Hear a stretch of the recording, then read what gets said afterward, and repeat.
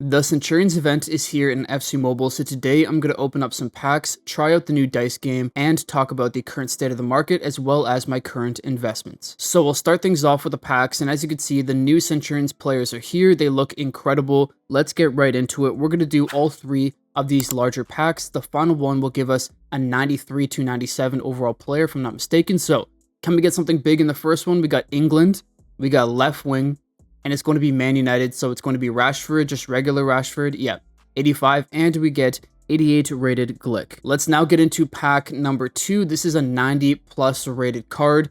Can we please get one of the new Centurions? I think, yes, this is a Centurions. Spain center back, please. No, I thought we had Sergio Ramos there for a second. Who did we get? 91 rated Oyarzabal, not bad. Anybody else? No. And here is the final pack, 91 to 97. Can we please get a huge player, EA? Is it going to be? It is going to be a Centurions, which is good. Netherlands, goalkeeper. Okay, Feyenoord. I don't even know who this is. I don't know how to pronounce that name. But 91 rated, not too bad, but unfortunately we didn't get anything crazy out of there. But luckily with the Centurions event, we do get a choice between Zico and Van Nistelrooy. I'm going for Zico, of course. You get to do it for free, and over time, I'm going to be able to work towards getting one of these 3 versions of his card. So we could go for his striker version. I'm not going to do that. Could go for center attacking mid, but instead, I'm going to go for the center mid because he will have increased speed, and I just think he will be a good card in game. I mean, those stats look pretty good. But the thing we care about more is the new Scout Travel or the dice board. Now, it's going to be a little bit different than it was with Winter Wildcards. As you can see, it does cost more of these scout points. And there are a couple ways to get these scout points. You could either play some matches versus attack head-to-head or against AI and earn some scout points. You could also complete an exchange where you hand in one player, I believe. I already did it, but hand in one player and get some scout points. And the final way to get points is through exchanges. So we can exchange some of the heroes scouting points, I believe they were called, heroes tickets rather. And you can exchange them for some of these scout points. You have a max up to 150.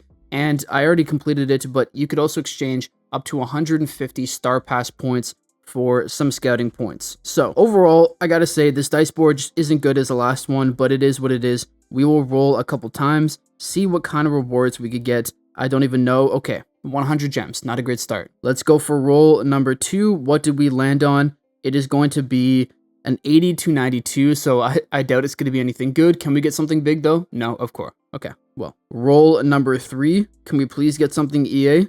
Anything? We're missing all of the big rewards. We do get a Dudek, which is decent, but I mean, nobody uses Dudeks anymore. Roll number 4, I think. I don't know, I'm sort of lost in the sauce here. 20,000 coins. Exhilarating. Roll number 5. I think we've just passed, yeah, we're at the final stop. 100k, not bad. And this is something I talked about in my last video where I thought if the dice roll board is good enough, we might get a huge influx of coins, but as you can see, the dice board is just not great. So even before, I think there were tradable players, and now they're untradeable here. It's untradeable over there as well.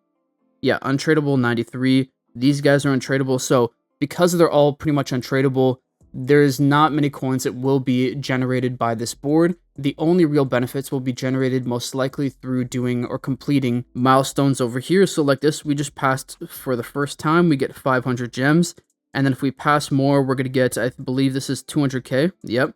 And then if we go further down, I believe that's 1 million. Yep, 1 million. So those are really the only coin rewards we're going to get out of this dice board, so I don't see it having as much of an effect on the market as I initially thought. But now that we've done almost everything there currently is to do in the Centurions event, aside from doing some of those skill games for Zico, the only other things to check out are the Centurions Exchanges here. Not too good.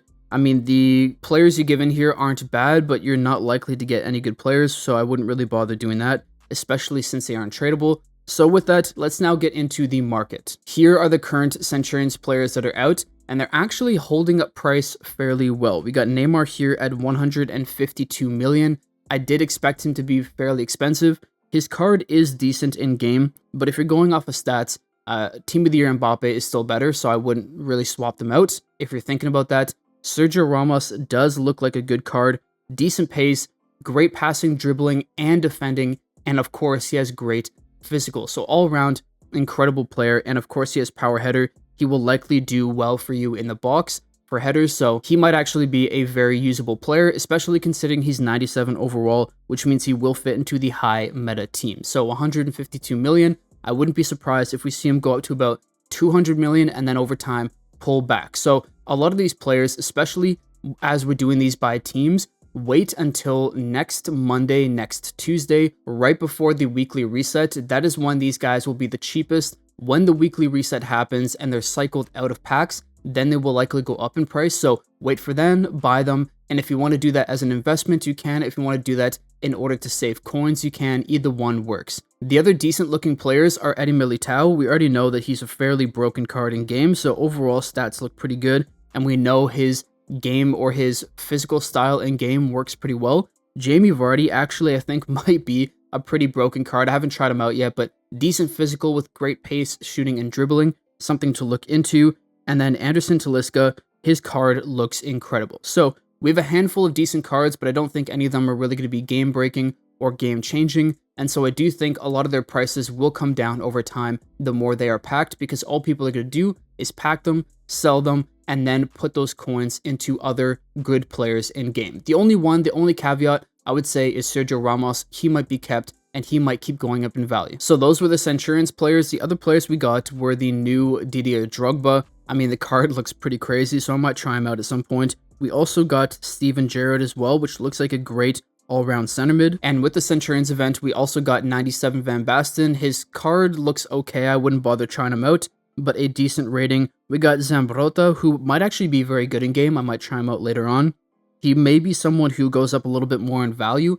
94.9 million isn't bad, but if you compare him to other great wingbacks in the game, you could see them going a lot further. And I just realized I wanted to buy Carlos Alberto the other day at 90 something million and I didn't, and he's 133 right now. I definitely should have done that. Anyways, the other couple icons were Veron. We got Xavi Alonso in the Star Pass, and then of course we got Hagi. So overall, decent players. I would say the main ones you want to be looking out for are going to be Zambrotta, and of course Zambrotta, Neymar, and Sergio Ramos would probably be the three from the event so far. But because there's only a couple, that of course means that the current high-rated meta players are keeping their spots in their positions, which means their prices have gone up in value. Now, I said in my last video that I would look into buying some of these cards before the new event came out, because they would be cycled out of packs, they would have less supply, and with increased demand, they should increase in price. One example I gave was Cristiano Ronaldo. At the time, he was at 180 million. Now he's at 194, and he will likely keep going up in price unless a 96 to 97 exchange comes out that has him in it once again. The same thing goes for someone like Carlos Alberto. As I said, he was at, I think, 95 million a day or two ago. Now he's at 133. Van der Sar was at around 200, 190 million. Now he's at 215.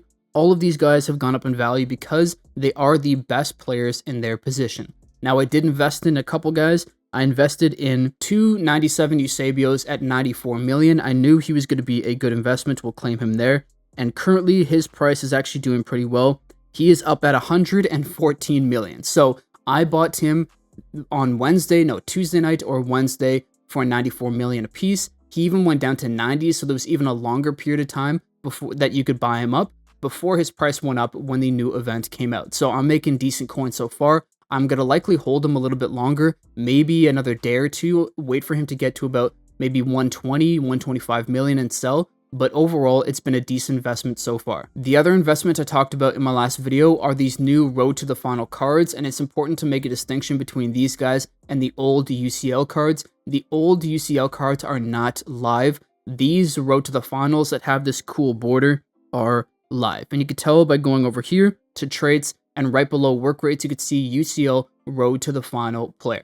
Now, what these guys are is if they win their next match or move on to the next stage of the UEFA Champions League, they will get a +1 upgrade. So in total, they could get a total of +5 on each of these cards. So for Akanji, that would take him to 98. For Rodrigo, that would take him to a base 99. And so you could see how a lot of these guys could become pretty broken later on in the UEFA Champions League tournament. But the important thing to know is that people usually bet and invest in these guys hoping they go up in value if their team wins. And I have a specific strategy on how to make money or make coins with this, and that is to buy them the week before their games actually happen and then sell them right before the games happen. So for example, Man City has a game next Tuesday, and so because of that, I bought a kanji the other day for 22 million a piece. So we're going to claim both of them, and I expect him to go up in value all the way up to game day. And I'm not going to sell him. I'm not going to wait for the game to end. I'm not going to bet on City to win. I'm going to sell him before the game,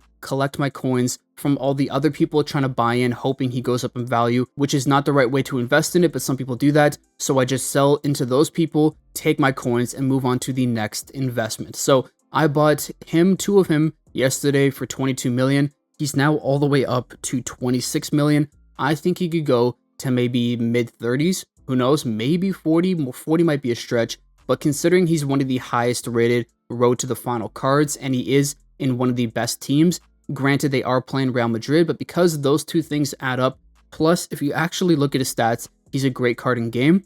I thought he would be a great investment, and I'm glad I got into him early. I might even buy 1 or 2 more copies of him, because I do think he will go up to the 30s, maybe even 40s. So either way, we're still at a period where we can make some coins. But with that being said, that is the current state of the market. We have all the old, previous high-rated meta players going up in value as they are now getting packed less. So there's less supply. There's no 96 to 97 exchange. And there, of course, is a lot of demand and more coins in the market. So they're going up in price, of course. We have the new Centurions players, which will likely go down in price over time. The only exceptions might be Eder Militao, might be someone like Anderson Talisca, Neymar, Sergio Ramos, although I do think Neymar is going down, sorry.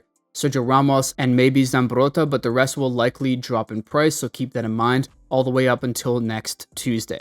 And then, of course, the UCL cards I think are going to be a slow increase over the next day or two, and then when we get to Monday or maybe even Tuesday, they might spike in price as people are buying in to bet on whether the team is going to win. So I'd still keep out for the UCL trades, look through all the UCL players, see which ones you like and which ones you think might be a decent investment, and if you have the coins, I'd buy into it, but I wouldn't wait too much longer after that.